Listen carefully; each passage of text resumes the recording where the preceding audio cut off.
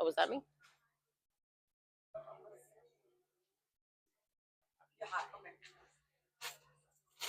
You're hot, Adam. All right. I think we should get this started, huh? Okay. Well, thank you everybody for coming to the SuperHairo book event. Oh, I'm sorry. I'm like my grandmother. I have a schmata napkin I got to get rid of. Thank you for coming. I've got, thank you so much for coming to this book event. This book, any of you know me, and I think most of you do. You do know that this book is basically my entire life in a nutshell. What I do behind the chair, what I've done since I'm 15. A little Snapple fact. Today is the 36th anniversary of my first day of work. I started in 1989 on June 8th. I teased my hair up after my friends went to their selected sports, and I walked up the street from junior high school, when we can call it junior high school, and I started my job as a shampoo girl. And 15 minutes into my first day is when I soaked Marlene, who I dedicated the book to, who I soaked her to her underwear. I told I told my boss that I knew what I was doing and that I had skills, but I had never washed anybody in my life. So I took her to the sink, and she had this massive head of hair, and I go to lean her back. I've never used the hose at the sink, and I soaked her to her underwear. And the entire time she bitched and moaned and screamed at how terrible I was. And it was a very humiliating experience. And at that moment, I could have probably left and never came back, but I didn't. It was the pivotal moment of, I have to get better at this because that bitch is going to like me. I'm going to make her like me. So it was something that I really felt that even though I did something bad, it turned it into something that I just felt I wanted to work harder to get better at. Did you ever run into her again? She's passed away, but she grew to like me. So the end of the story is that Marlene and I made friends, and she liked me. But she took about a year for her to let me wash her because it was that bad. It took her a year for her to dry out. Oh, she walked in on week 2 and said to the boss, "She's still here. You kept her. You didn't get rid of her." So because I was that bad, but she did grow to like me. Okay, so I know. Look at all you frustrated hairdressers. You all want to know the secrets of how we do what we do. So I know each of you are envious of what we do. Like a bunch of kitchen beauticians just fantasizing what it would be like to do what a hairdresser does. I know there's such a sense of power when you pick up a pair of scissors, and I'm sure you've played beauty parlor during COVID, living out your stylist fantasy, making all your family members your helpless victims. I'll admit, it's a cool job. I get to hang out with amazing people, talk about restaurants and Netflix shows, and make people pretty every day. But what you don't know is the true story of what it takes to become a great hairstylist, or to own a salon, or the struggles that one must endure to survive behind the chair. This book is a glimpse into the life of a beauty professional, from starting as an inexperienced shampoo assistant, as I just said, at 15 years old, working my way up to becoming top stylist, into the challenging role of salon owner. I can honestly say I have literally seen it all. My entire career, people would sit in my salon chair observing all the madness and say, somebody should really write a book about what goes on in a salon. So I did. For those of you who have already read it, trust me, it is all true. For those of you who haven't, put on your seatbelt. It is a very bumpy ride. Okay. To me, it's not just a job. It has become somewhat of a calling. I knew when I walked into that salon 36 years ago today, back in 1989, when I was just 15 years old. There is an energy in a beauty salon that is indescribable. People walk in ugly and unhappy, and like magic, they leave confident and beautiful. There are no words to explain to you the feeling I get when I see how my work can turn somebody's day around. Maybe it's the fog of hairspray or breathing in all those chemicals, but when you're inside a beauty salon, it's like you're in another world. It's like one big, beautiful coffee clutch. Relationships are formed, recipes are swapped, stories are shared, and confidence is built. Clients walk in with either an inspiration picture in hopes that they walk out looking and feeling like someone else, or arrive confident that I will duplicate the same service they had a few weeks ago, keeping their style consistent just as they like it. I decided to open my own salon 19 years ago after working for years for others who didn't really put much effort into their business. I figured, how hard could it be? Well, I learned very quickly, salon ownership is not for the weak. It is a constant uphill battle every day. Somebody is going to need an appointment. Somebody will be sick. Somebody will most definitely be unhappy. Something is back ordered or out of stock. Someone is running behind schedule. Something is broken, and someone needs to sign the check to pay for it all. Here I am, cutting hair behind the chair and swiftly unclogging hair out of the drain at the shampoo sink, in the middle of a 2-hour color process, while rearranging appointments in the schedule for an employee who had to stay home with her sick child, stepping in as a shampoo assistant to help my stylist when ours decided not to show up that day, being the first one in and the last one out each day, eating what was supposed to be lunch hours later at 7 p.m. I always say, if you stuck the broom up my ass, I can sweep all day as I worked. I've tried it. It does work. If it's just taped just right, it'll work. At the end of the night, I would drive home in dazed silence, sometimes not even having the strength to get out of the car once I parked on the driveway. I'd pour a glass of wine and journal my thoughts and feelings into what began as a cathartic therapy session for myself. So many mind-blowing stories of experiences with clients and ridiculous scenarios about coworkers and employees I logged until I realized that this little journal became what is now known as SuperHairo. I've always loved hair. There wasn't a Barbie doll safe in my around me. I used to paint highlights on her hair with magic markers and use my mom's cuticle scissors to give her wacky bangs. My little brother had a pile of curls on the top of his head, kind of resembling a Cabbage Patch doll, and I would sneak out those scissors again and trim him up. Instead of yelling at me for risking a potentially dangerous incident, my mom saw I did a pretty good job and let me do it again whenever he looked a little moppy. But my first real attempt at cutting was an actual style was on my best friend Susan right before we started 7th grade. Susan, raise your hand. Hi. Susan is here. And her hair is the same length so when I go on with my story, you'll understand. Never the same.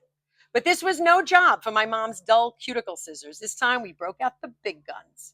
Our mom's old clunky kitchen scissors. Susan had, and apparently still has, the most natural, beautiful curls that at that time cascaded like down her back. With junior high school starting any day, it was a perfect opportunity for a back-to-school trim, or so we thought. So just to let you know, so as a stylist, we have something we call discoveries. I discovered when you screw something up and you discover that that is not the way to do something. So you just know never to do that ever again. Well, that was the moment that I realized that when you stretch a curl and snip off an inch, it jumps up 3 inches shorter. And my novice hands couldn't quite master cutting the length to lay evenly. So when I worked, it began to pop up. So it started like here, and then it was here, but then it was here, and then it was here. And next thing you knew, it was in the mid-neck bob, exactly like you see right now. I finally did get it absolutely even, but by then it was hovering above her shoulders in a really cool stack bob. I think her mom was going to kill me. Still don't even know if she forgave me for that yet. You have to admit it was a fun, you have to admit, Susan, it was a fun cut. Everybody loved it. It was all the rage. All the kids in school loved it. After creating such a masterpiece and seeing the transformation that was made by just wielding a pair of scissors, it was an eye-opening experience for me. I just created a completely new look. And I have to admit, at 12 years old, I was pretty impressed with myself. It was like magic that I was able to make such a difference, to make her look more mature, more interesting, like a different person. It was in that moment that I knew whatever I decided to do with my life, I wanted to always feel that inspired. So, it's not all fun and games. I mean, stylists stand all day hovering over our chair with our arms up like a ballerina, expected to create magic every 30 minutes on the next guest in our chair. Our bodies suffer from constant abuse, and the risks of injury seem to increase every day. One false move with our sharp scissors, and it's a possible trip to the ER. I mean, it could be a little snip, or in some cases, like an episode of Law and Order Special Victims Unit. I've cut my fingers so many times that I really don't bleed as much as I used to because of all the scar tissue that is built up. Band-Aids don't keep the wound safe, especially if the cut is on the knuckle joint, so we use crazy glue to seal our cuts down, and then nail resin spray to keep it sealed. And just so you know, it's non-toxic. It's used in third world countries in lieu of stitches. And I have all my digits, so obviously I'm here to tell this story. Yes, exactly. I've burnt my fingers with hot irons more times than I'd like to remember, that I don't have feelings in my pointer fingers. These fingers, I have no feeling. I've gotten color in my eye, up my nose, in my mouth, you name it. I successfully foiled an entire head of highlights with one eye closed because I flicked a speck of bleach in my eye. The client had no idea. I carried on a conversation and expertly finished without missing a beat. The finished result was the same as it ever was. Safe to say I didn't die from it. I'm here to tell the story.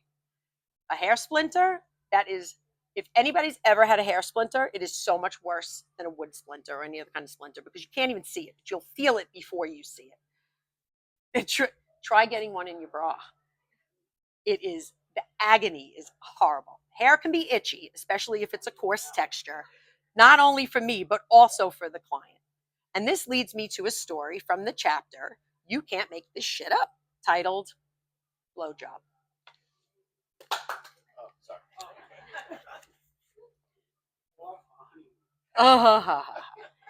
Getting a haircut can be an itchy experience for some, especially if you have coarse hair.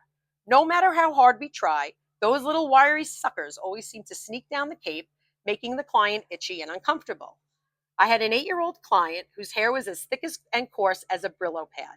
We had a routine that when I was done with the initial buzz portion halfway through his haircut, I would carefully open the cape, wipe away any of the cut hairs.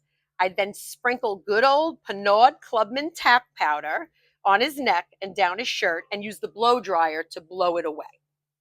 His dad brought him in for a haircut one busy Saturday afternoon, and as I was cutting the boy's hair, the dad and I were engrossed in a conversation.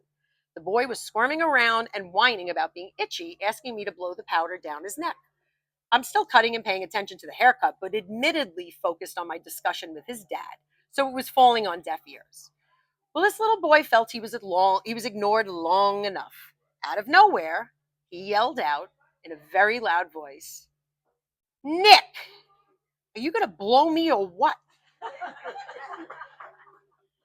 With that, the whole salon got quiet. The dad's eyes popped right out of his head, astonished at what his son requested. He didn't know what our haircutting routine was, nor did anybody else in the room, leaving them all to think the same dirty thing.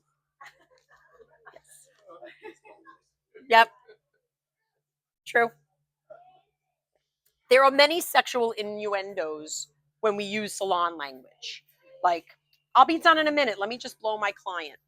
When two stylists are serving one client for, let's say, a color and a cut, we might say, "Are you going to do her now?" And then I'll do her after.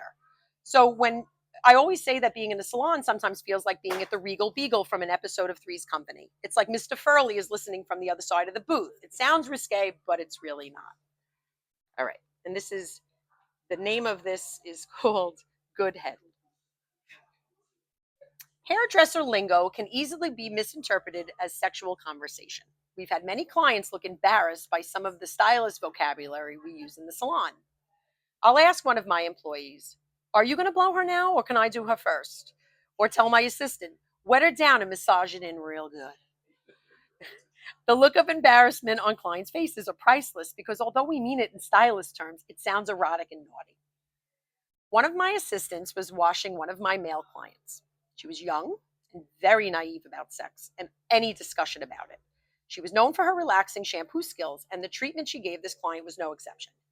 He sat up after his washing and joked to the shampoo girl that it was so enjoyable he might need a cigarette. He was a longtime customer with a funny, twisted sense of humor. I knew he would appreciate the sarcasm, so I joked that my assistant was known for giving good head, which really meant by washing hair, but you can understand the undertone of the joke. Hours later, she was washing another male client, a quiet, conservative man who hardly ever spoke even when he was getting his hair cut. Apparently, he must have had a stressful day at work, and her shampooing skills were helping to relax his nerves. He sat up when it was over, and he thanked her, and he politely complimented her skills.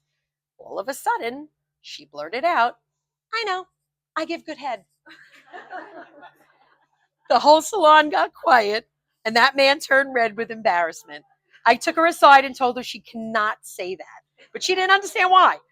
I told her what it really meant with the joke aside, and she cringed in horror at the thought of it. So, and if any of who's been with me a long time, it was Tuba. It was Tuba. She was, remember Tuba. Okay. So now this is from the chapter When the Shit Hits the Fan. I've worked through 3 recessions, a global pandemic, devastating hurricanes, and endless record screeching moments throughout my career. But the one thing I recognize is that whatever the situation, everyone wants to look good, to feel normal. I realized how important hairdressers were around the time of COVID. Salons were mandated to be closed, and life as we knew it became isolated, with no one socializing or leaving the house. But that hair still grew, and those gray hairs were shining bright, and the whole world was in despair. But everyone was fixated on one thing: their roots. No one needed it for professional reasons. It was strictly emotional. Everyone was miserable, distanced from their loved ones, stuck in the house with nothing to do but watch Netflix and learn how to make sourdough bread. But god damn it, if they got rid of those gray roots, they could get through their time in purgatory. After numerous calls and texts from my clients who were more concerned about their growing roots than the virus itself, I offered to make up color kits for each of them using their existing formula with all the essential tools needed to get the job done. It was a much better option than buying a random box of color online and knowing selfishly that it would take me hours to fix once I was able to get back to work. Well, it turned out to be like a drug deal.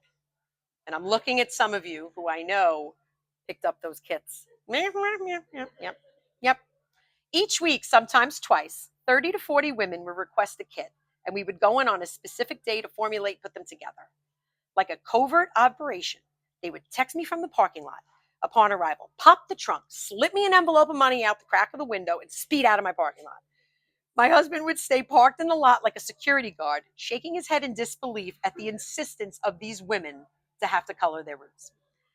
The world was coming to an end, but if it did, my clients were hell-bent on going out without a single gray hair. They would speed home with their bag of tricks to play beauty parlor in their bathrooms. And in that moment is when most people realized how hard our work was, and once they saw how difficult it was to do what we do so casually. Many listened to the instructions and did a great job, or at least did as good as they could.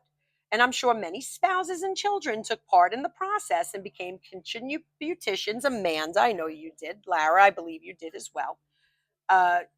And so did Lexi and Adam, and they became.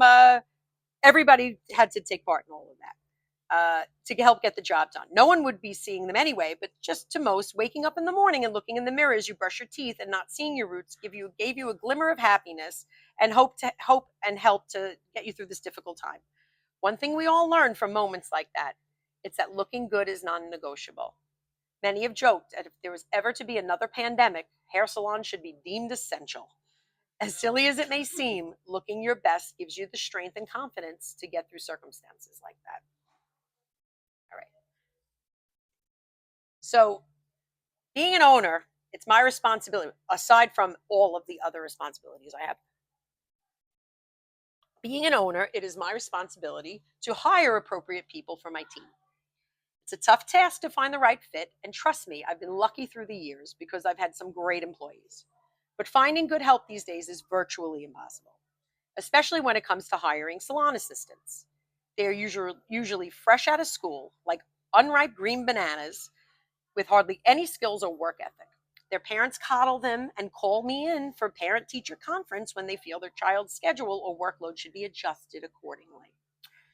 There was a situation where my young assistant was clearly ignoring her duties, and after calling her name numerous times to come out to help the team, I resorted to walking into the back room to find her dancing, making a TikTok video with our broom.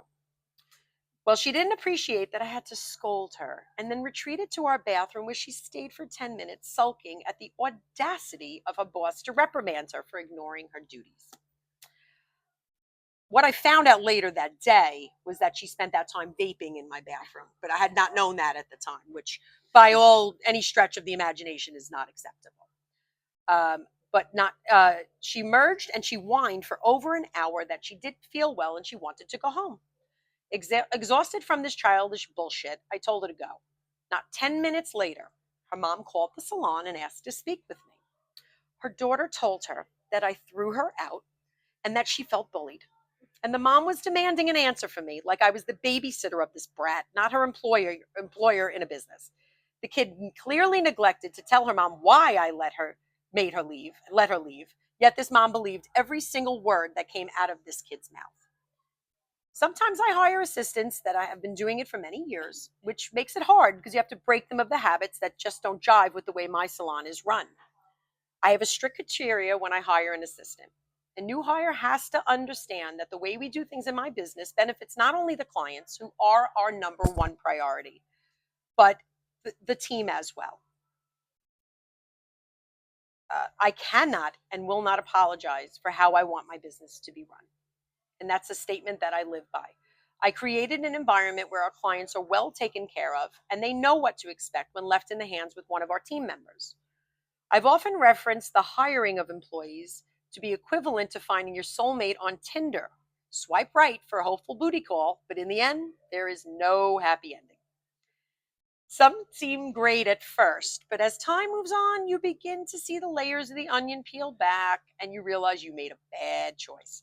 Often I have multiple assistants working at the same time, and the responsibilities are to be shared to be even and fair between employees. But not when this one assistant was working. I call her the vulture.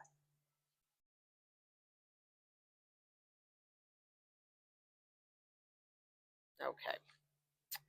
We have a standard rule in my salon. The assistants must wait for the stylist to decide who will help them with each client. There is no grabbing at a client to claim ownership or vulture-like behavior to take every client to be the one that makes the most amount of tips that day. I expedite whose turn it is to assist to keep it fair and equal between all the assistants. At the end of the day, everyone has the same amount of people, they all make a nice amount of tips, and no one feels cheated. Sounds easy, right? Not when this vulture is circling. There is nothing I despise more than a hungry vulture among our crew. Someone who undermines the rules and tries to steal all of the clients away from the other assistants to make the most tips. I've told everyone who has ever worked for me that the hungriest person at my table is going to be the last person to eat.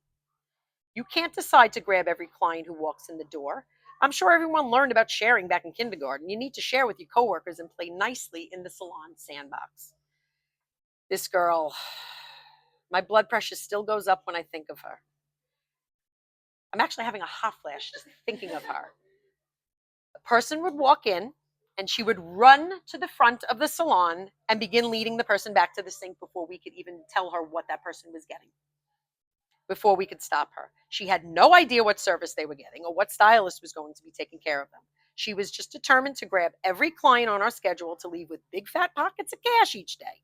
She even did this to the mailman one day, not realizing that he was in uniform and only there to deliver the mail. And even when I told her not to, she would sneak over to the other stylists and tell them that it's her turn to help with the next client. And God forbid she was currently washing someone and the next client walked in the door, she'd rush through that client's shampoo and run up and grab them. Each day I would pull her aside and school her on her vulture tendencies and reprimand her for breaking the rules. She would gush an apology and tell me how sorry she was, and 5 minutes later she was out there doing it again. There's just so much I was willing to tolerate, so I told her she had to leave. By the next day, she would text me an entire novel full of excuses and emojis, begging for her job back. I fell for it once or twice and took her word that she would stop. So I let her back in, but the story always ends the same. So what I learned is that if it looks like a vulture and it acts like a vulture, it's a fucking vulture. I had to scan to make sure the kids weren't around. Okay. So do you all have a smartphone?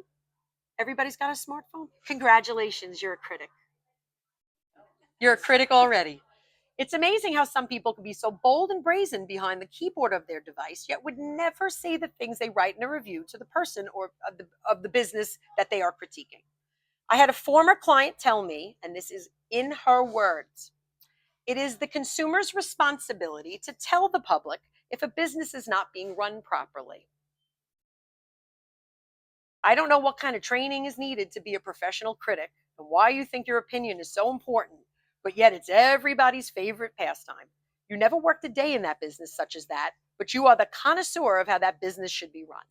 Stand on your feet for 10 hours and take care of a client like we do every 30 minutes, and I'm sure something is bound to slip through the cracks.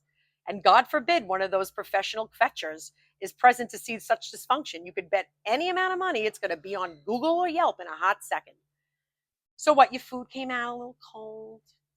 It's a reason, is that a reason to bash a restaurant that was probably super busy in the kitchen and they were overwhelmed in that moment? Oh, what happened? Your Starbucks order took longer to make than usual? Well, then by all means, get out that iPhone and tell the world what a crappy establishment it is, because we're all dying to know your opinion. And you know what they say, opinions are like assholes. We all have one.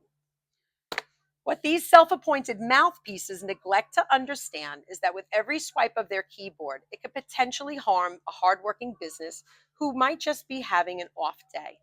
Some people rely on reading reviews to decide if they want to patronize a business, and some of these negative reviews can be the deciding factor. If you truly have a negative experience, why don't you reach out directly to the business and express your concerns? Don't post it out there for the universe to see so everyone can see your interpretation of a business. Get a hobby, lady. Nobody gives a shit. So nobody's ever, but you could write good reviews. You just can't put up any bad reviews. They didn't. Oh, well, that's why you're the better sister. That's why she's the better sister. She put up a review. Yes, reviews. Anybody, please. You know that 50%. Okay, so yeah, well, that would, and that's what she did. I know that. Aaliyah knows because. No, it wasn't. It was the picture. Mary, you could do a selfie of yourself. It, see, everybody, listen to Elise. She knows what she's talking about. A review with a picture. BarnesandNoble.com. You know that. You know that 50% of what we do behind the chair is skill, and the other 50% is compassion. We are not only creators; we are therapists. Get it? We inspire, we listen, we give advice, we guide you where you want to be. It's part of our job, and we know how high up on the food chain you do place us. Now, this is from the chapter Hair Therapy. I think I can promise that there's no curses in this one. Sorry, I have a potty mouth. Listen, it feels good. It feels very good to say them, but they're not always appropriate. Hair is emotional. It's a way to express your feelings, to take some risks, to make changes to the course of your life.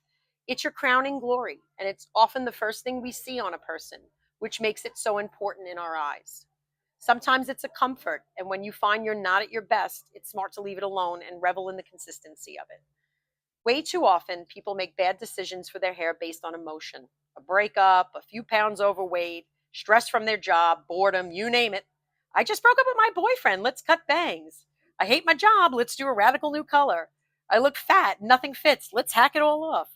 I will spend my entire career wondering why we all take it out on the one thing we all love so much. There are times when your hair is greatly affected by different phases your body goes through. It has been said that a person's body goes through a hormonal change approximately every 7 years. Definitely for a woman, but it is a true fact.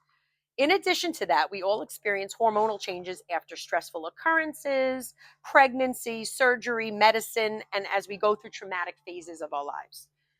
Prepubescent kids begin to experience greasy, frizzy, hard to manage hair as their skin begins to secrete an overabundance of oil. Parents already have to deal with their squeaky voices, stinky body odor, and wild teenage mood swings, so they rely on us to school their mutant teenagers on the proper way to wash and handle this problem.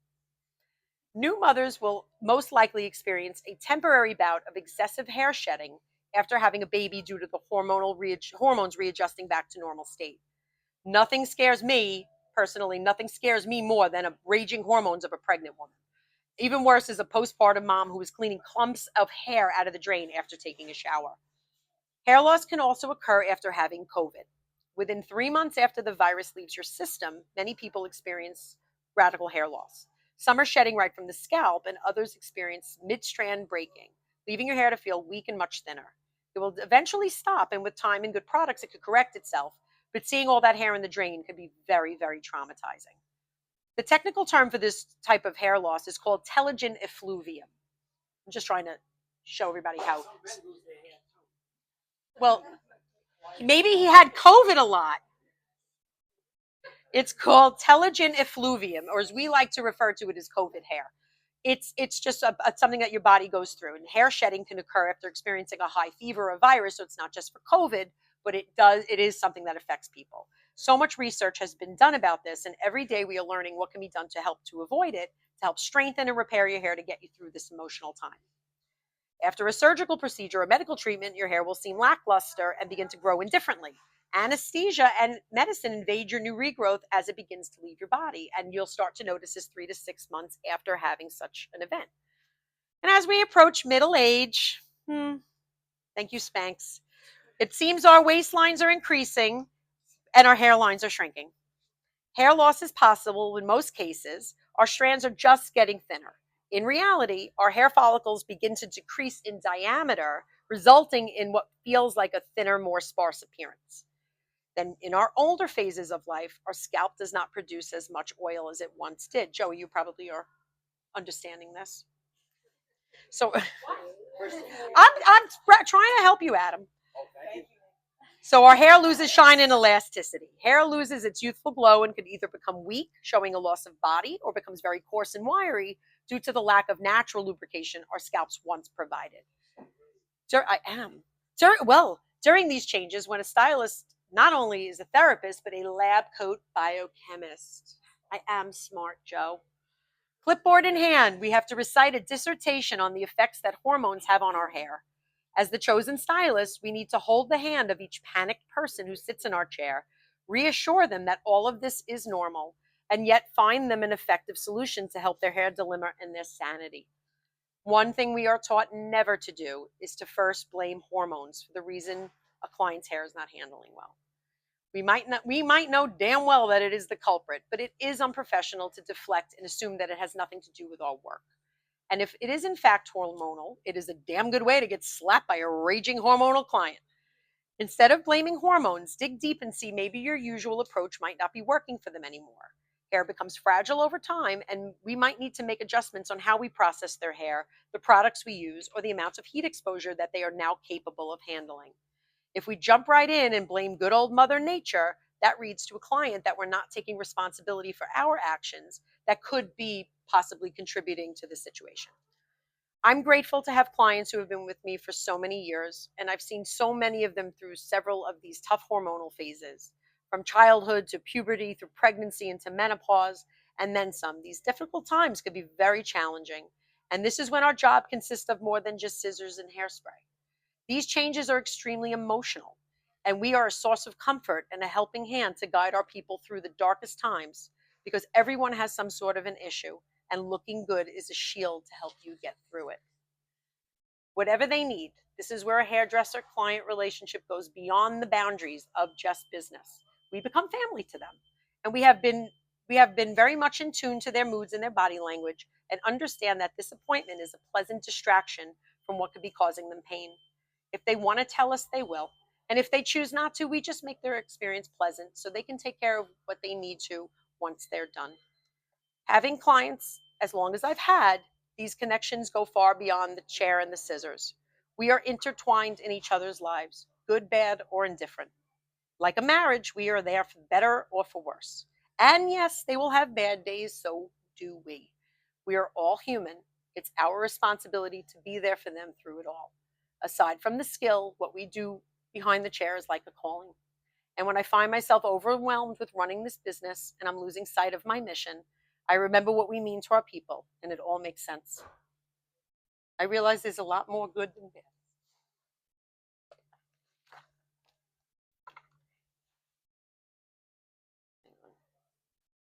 This journey is everything and nothing that I ever expected. It's not for the weak, and it completely takes every ounce of my being to keep it going. And I've learned that even when you think you're on the right path, something happens to derail you to another road. But at the end of the day, we make people really happy and better looking. Thank God. We are important figures in your lives, like your own personal superhero, part therapist, part stylist, and part friend. And that, my friends, is rewarding as hell. And I'm done.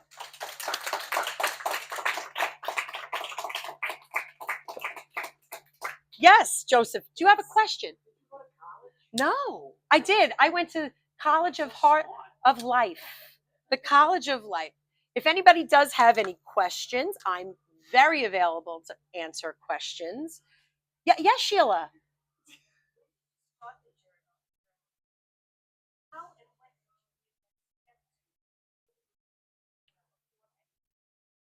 Well, to answer your question about when this all started, I would come home at night and drink, and I would write. Yes, I know, I know. I mean, after you walked in our shoes, you'd understand why.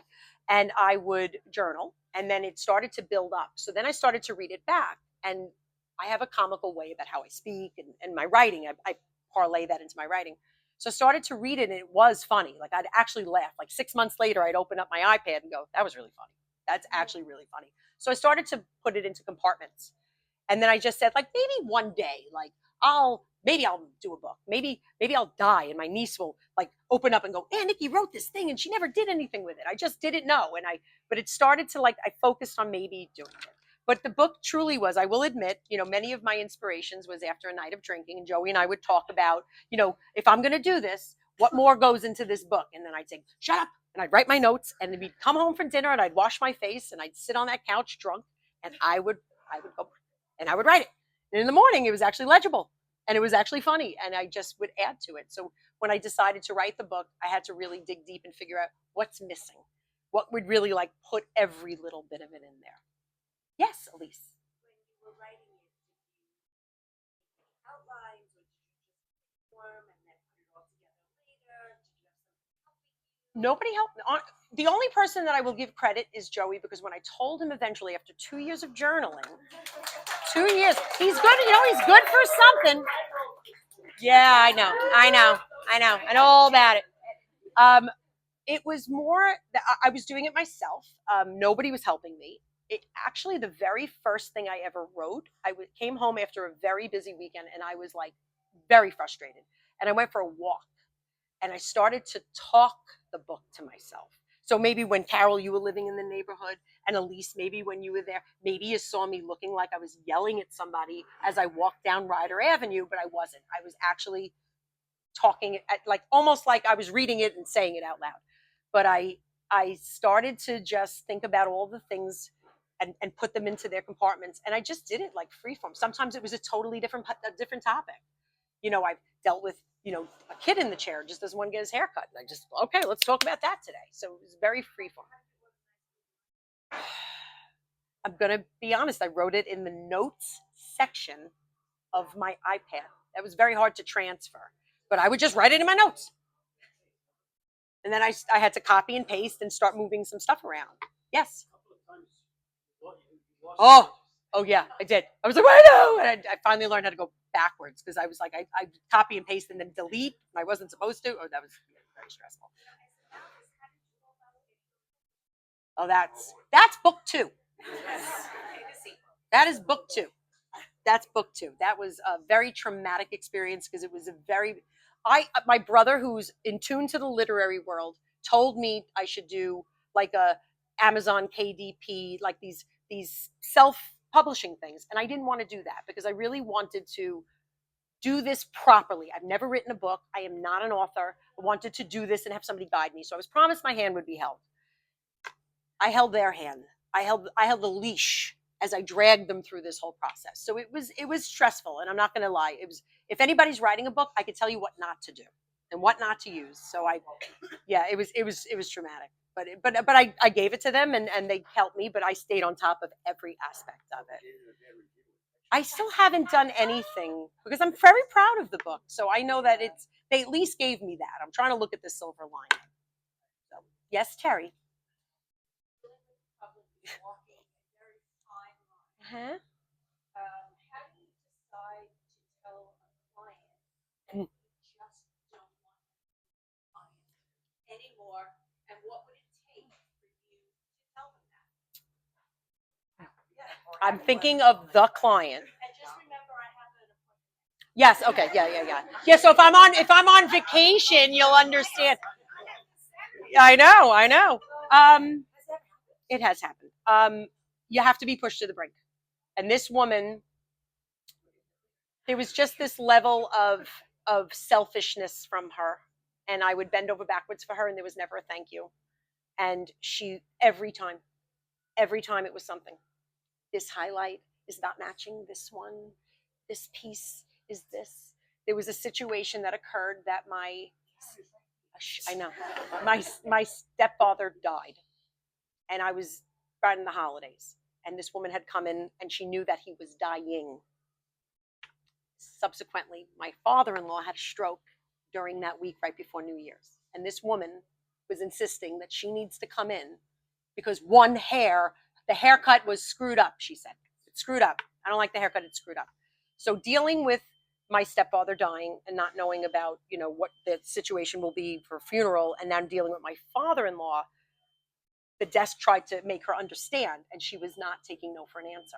So just to shut her up, I said, tell her to come in on New Year's Eve. She came in. She never asked. She never apologized for losing my stepfather. She never asked about my father-in-law because they were very honest and said that was why. And she never said thank you. And I don't know if she tipped me. I probably wouldn't have taken one from her anyway. But after that, I just said, you know what? I'm just done. I don't need to do this. When I would look in the book and I'd see her name, my stomach would go into a knot. And it's just not worth it. I've gotten to that point in my career. So I wrote her a very lovely letter and said, your happiness is my happiness. And I feel that you are never happy with my work. Therefore, I think it's wise you find a new hairdresser. Good luck. And then I ended it. And then she answered me back that she was very hurt that I wouldn't see her again. And I just felt the best step from that point on was just verbalize, and I'm not going to go back and forth. I'm done. I pulled the plug and that was done. And it felt good. It felt like I gave birth. No, I actually never did. No, I never did. But I don't think she ever really thought, like, she thinks she's wonderful. She thinks she's amazing. So she's like, oh, she's probably just too busy. So I know people who do know her, and I think that's how she told them. Oh, I don't go to Nikki anymore. I can't get in her schedule.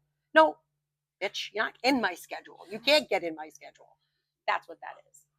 Yes, Joseph, you seem to have, we live at home. We have a lot of questions. Oh, yes. Jerry Katz learned that. When we learned that after all these years, I'm actually related to that man. They don't really get high up on the list on the wait list. They get to the bottom of the list because they're family. But actually, no, not for Jerry. But Joey usually cuts his hair. He likes to leave it in the sink. So when I get home, it's in the sink, and that means like he had to cut it himself. So therefore, he needs a haircut. Anything from the Hughes sisters? I just want to say that you're a very big deal. Oh, I know that. Always. Yeah. My mom, she came to see my mom when my mom was trying because she came to her hair at home. And my mother would tell everybody she's a big deal. Do you know that she came to the house? She's a big deal. Well, her mother was a big deal, and she was literally one of the biggest supporters of my salon and me. And she was, yes, she bought she had thin hair, and I'd be talking about like, oh, you have very thick hair. This is a very hydrating conditioner. She'd say, should I get that? And I'd say, Carol, you don't have hair like that. Well, should I get it anyway? I'll use a little. So she really was supportive, and I do miss her. But yep. See, Joe. I don't know what you're saying, but they seem to think I'm a big deal. Yes, absolutely.